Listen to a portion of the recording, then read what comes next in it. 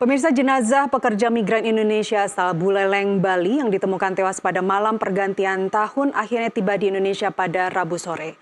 Ni Ketut Nurhayati berangkat ke Malaysia pada 1,5 tahun lalu untuk mencari penghidupan yang lebih baik. Namun naas ia kembali ke tanah air dengan kondisi tak bernyawa. Setahun tidak ada kontak dengan suami dan anaknya, kabar kematiannya justru diterima keluarga melalui media sosial. Adalah Ni Ketut Nurhayati, seorang pekerja migran Indonesia asal desa Gitgit, Kecamatan Sukasada, Buleleng, Bali, kini pulang ke tanah air dalam kondisi meninggal dunia. Jenazahnya tiba di Bandara Internasional Ngurah Rai, Bali, terbungkus dalam peti. Korban ditemukan tewas dengan kondisi mengenaskan di sebuah kamar hotel di kawasan Puchong, Malaysia. Informasi yang beredar menyebutkan, korban diduga mengalami kekerasan sebelum meninggal. Peristiwa ini menjadi viral di media sosial setelah seorang kerabatnya memposting permohonan bantuan untuk biaya pemulangan jenazah melalui akun media sosial. Dalam unggahan tersebut, sang kerabat menulis korban diduga dibunuh dan memohon bantuan untuk memulangkan jenazah ke Bali. Setelah sejumlah upaya dilakukan dan viral, jenazah Ni Ketut Nurhayati akhirnya dipulangkan pada Rabu sore 8 Januari. Kabar sih dari anak saya dapat kabar dari temannya, ibunya. Informasi awalnya gimana yang ditahu itu, Pak? Informasi awalnya ya anak saya yang memberi kabar saya bahwa ibunya sudah tidak ada gitu aja. Dan dapat dari nama teman ibunya, teman ibunya.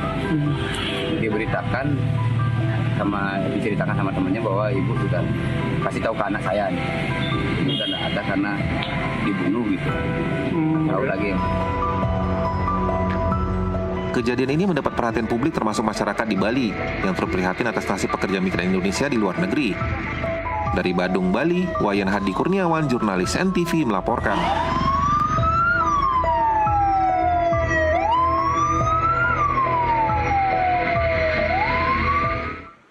Pemirsa, tewasnya Ni Ketut Nurhayati menjadi duka mendalam bagi keluarga, terlebih ada 8 orang anak yang ditinggalkan.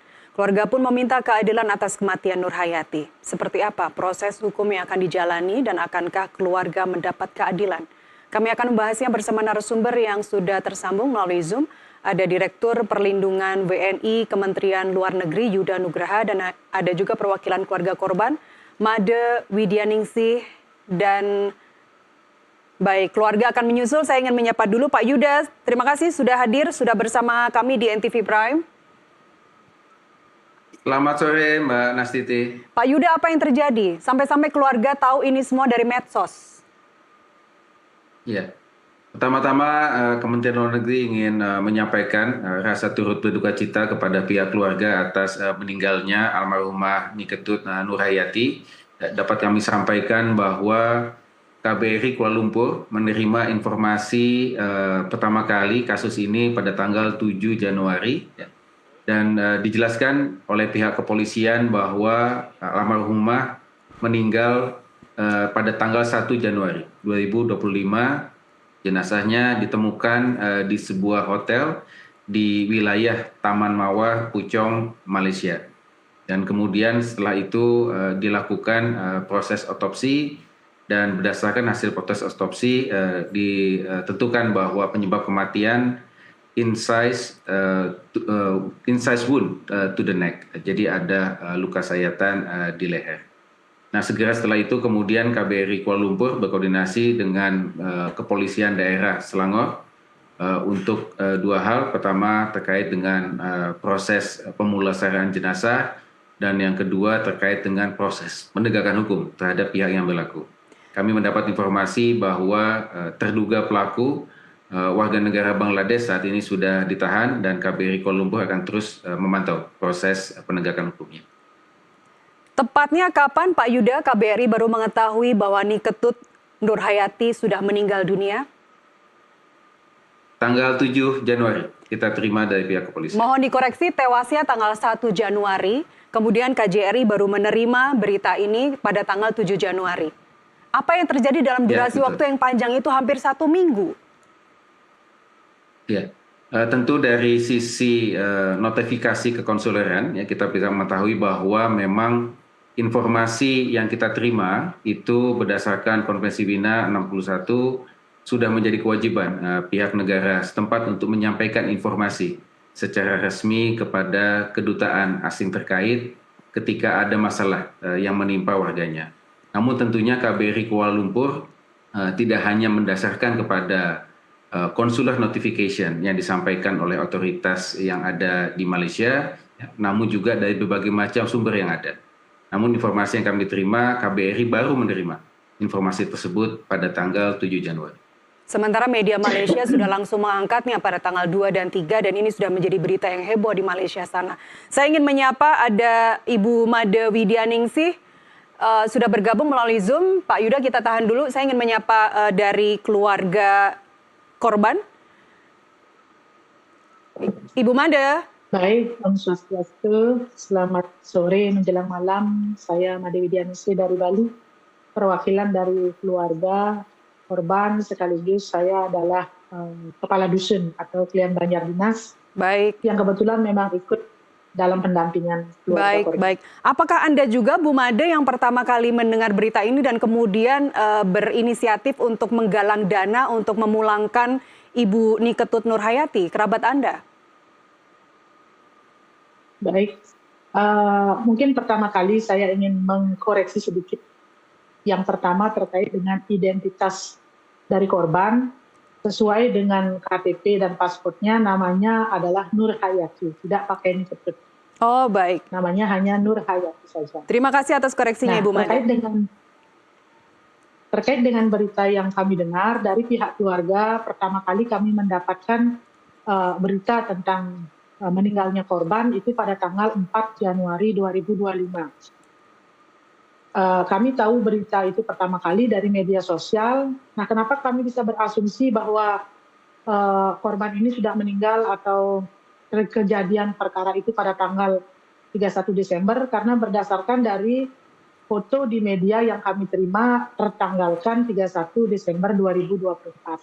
Sementara berita itu sampai ke keluarga pada tanggal 4 Januari 2025 pada sore hari sekira jam seperti sekarang.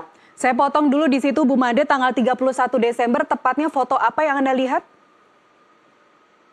Nah, di sana hanya terlihat foto korban sedang tergeletak di atas tempat tidur yang kemungkinan itu adalah tempat tidur di dalam hotel. Mohon maaf, artinya di sana. Artinya korban sudah meninggal ya? Foto itu adalah foto korban sudah meninggal dan itu dimuat di medsos atau di berita online Malaysia? Di medsos, di media sosial, tepatnya dari Facebook. Cuman saya tidak jelas melihat siapa yang pertama kali mengirimkan foto tersebut. Facebook, mohon maaf, itu Facebook akun Malaysia atau dari Indonesia? Sepertinya kalau melihat dari bahasa, itu akun dari Malaysia. Akun dari Malaysia. Artinya si pemilik akun ini keluarga atau kerabat Nurhayati tidak tahu, dan bagaimana Ibu kemudian mengetahui bahwa korban yang tampak di situ adalah Nurhayati? Karena dalam redaksi itu jelas di sana ada namanya Nurhayati. Kemudian yang pertama menerima kiriman video itu adalah salah satu warga yang ada di desa saya juga. Nah, kemudian warga inilah yang meneruskan kepada keluarga. Kemudian keluarga yang datang ke rumah saya untuk menyampaikan berita itu. Seperti itu kronologi pertama kali. Baik. Saya ingin ke Pak Yuda, ini menyambung jawaban Anda sebelumnya tadi, penjelasan Anda Pak Yuda. 31 Desember, foto sudah beredar, kemungkinan meninggalnya sebelum itu atau pas tanggal 31 Desember, kemudian 4 Januari baru kemudian medsos begitu luas memberitakan ini. Sekali lagi komentar dari Kemlu seperti apa? Bagaimana koordinasi sebenarnya yang terjadi selama durasi waktu itu? Ya, sebagaimana tadi kami sampaikan bahwa informasi baru diterima tanggal 7 Januari, ya, tentunya dalam konteks penanganan kasus, ya, kita membuka seluruh jalur informasi yang ada untuk dapat melaporkan kejadian terkait dengan warga negara Indonesia yang mengalami masalah di suatu negara.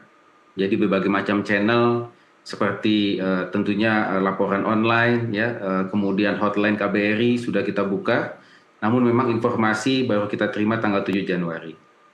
Tentu kita juga memahami ya kenapa begitu panjang waktu yang bisa diterima oleh KBRI Kuala Lumpur ya. Dari tanggal Baik. 7 baru bisa kita terima Baik, 7 Januari. Nah, ini oleh apakah bisa kami simpulkan bahwa yang bersangkutan ini tidak terdaftar, tidak terdata di KBRI, kemudian juga tidak ada dokumen kerjanya? dalam catatan kami bahwa Ibu Nur Hayati masuk bekerja secara prosedural. Kemudian pada bulan April tahun 2022 yang bersangkutan kabur dari rumah majikannya. Di Dan Malaysia kemudian juga ya, pada Pak? di Malaysia juga. Nah, setelah itu kita tidak mengetahui data yang bersangkutan dan keberadaannya. Baik, ini sekaligus mengklarifikasi juga Pak Yuda bahwa berita di luar itu Ibu Nur Hayati ini baru bekerja atau baru berangkat ke Malaysia pada tahun 2023. Saya izin konfirmasi dulu ke keluarga korban, ke Ibu Made Widyaningsih. Jadi yang benar Ibu Nur Hayati ini sudah berangkat ke Malaysia sebagai PMI itu kapan? Mungkin perlu saya jelaskan sedikit bahwa Ibu Nur Hayati ini pada bulan Juli 2023, tepatnya tanggal 3 Juli 2023, beliau mengurus surat kepindahannya dari wilayah kami, dari Banjarmasin City, dari Desa Gidgid, menuju ke Tulungagung. Jadi ketika dia sudah menjadi warga Tulungagung, secara administratif saya tidak lagi memantau tentang bagaimana progres dari pengurusan administrasinya untuk pemberangkatannya dia sebagai PMI ke Malaysia. Baik, sebagai kepala dusun, semua warga di dusun Anda ketika akan mengurus pindah atau kerja di luar negeri selalu melewati Bu Made, betul ya? Jadi sebelum Juli 2023, Ibu Nur Hayati tidak pernah mengurus untuk kepindahan atau untuk bekerja di luar negeri? Artinya secara pribadi dia sudah cerita kepada saya bahwa dia punya niat dan keinginan untuk menjadi PMI.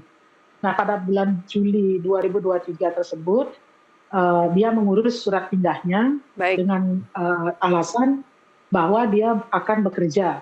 Jadi masuk LPK yang ada di Kediri seperti itu. Baik, saya ke Pak Yuda lagi. Seperti apa proses hukumnya Pak Yuda? Kalau tadi Anda menjelaskan sudah polisi Malaysia sudah menahan 2 tersangka yang merupakan warga negara Bangladesh ya. Motif juga sudah dirilis oleh pihak kepolisian Malaysia bahwa motifnya adalah cemburu. Sejauh mana saat ini Kemlu atau KBRI sudah mengkonfirmasi terkait informasi itu?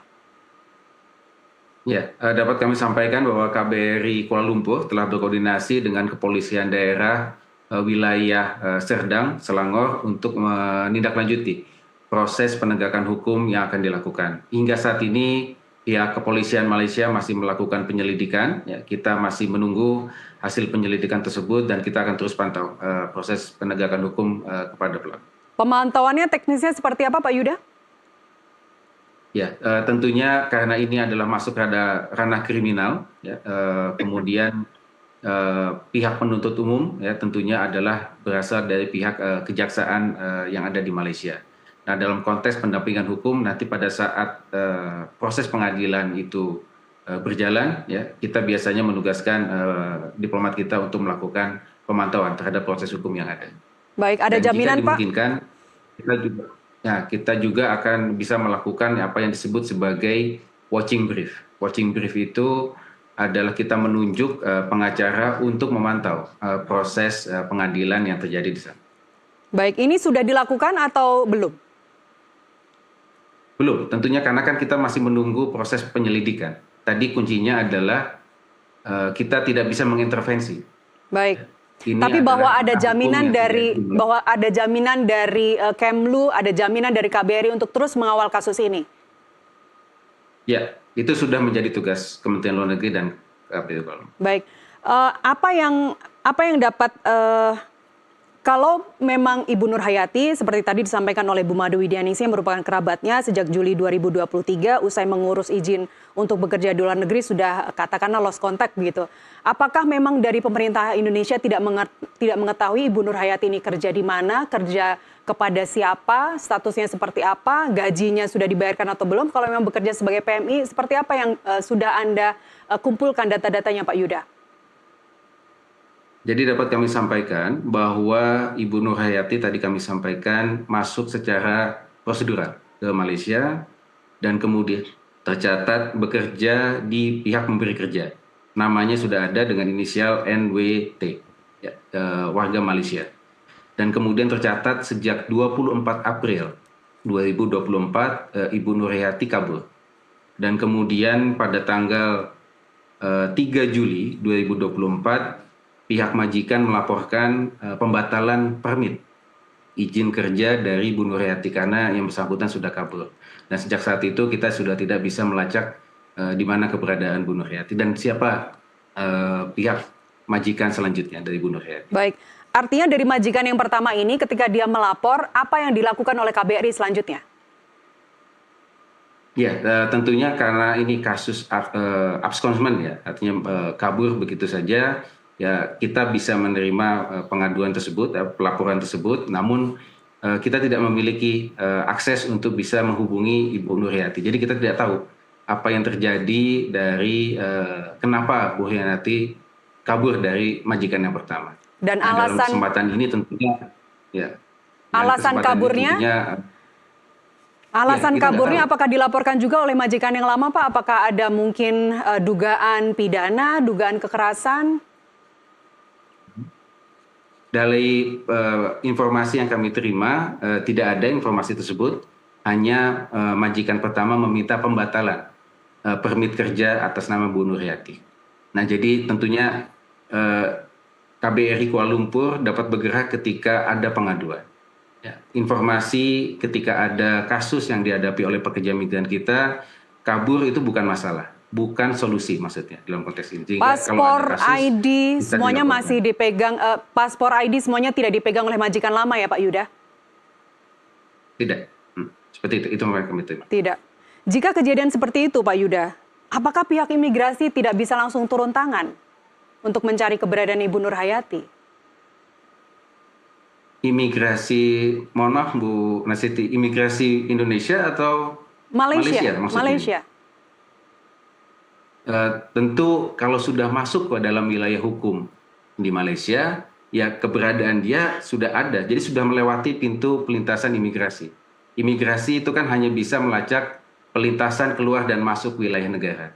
Nah, Ibu Nurhayati tercatat sudah masuk dan tidak tercatat keluar lagi wilayah Malaysia. Sedangkan di dalam wilayah Malaysia tentunya akan sangat tergantung dari yang bersangkutan untuk bisa melaporkan keberadaan.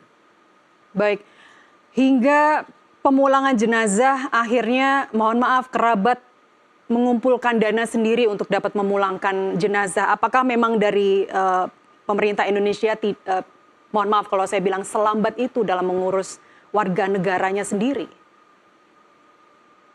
Jadi kami ingin menyampaikan bahwa tadi informasi yang kami terima adalah tanggal 7 Januari berdasarkan keterangan yang disampaikan oleh KBRI Kuala Lumpur, dan kami melalui koordinasi dengan KBRI Kuala Lumpur juga telah melakukan langkah-langkah untuk membantu memfasilitasi pemulangan jenazah almarhumah ke Denpasar. Baik. Intinya saat ini KBRI atau pemerintah Indonesia tetap akan menjamin proses hukum berjalan dan tetap akan didampingi selama berjalannya proses hukum atau persidangan di Malaysia. Kita lanjutkan dialog di segmen berikutnya. Pak Yuda, Ibu Made, kita kembali usai jeda, tetaplah bersama kami.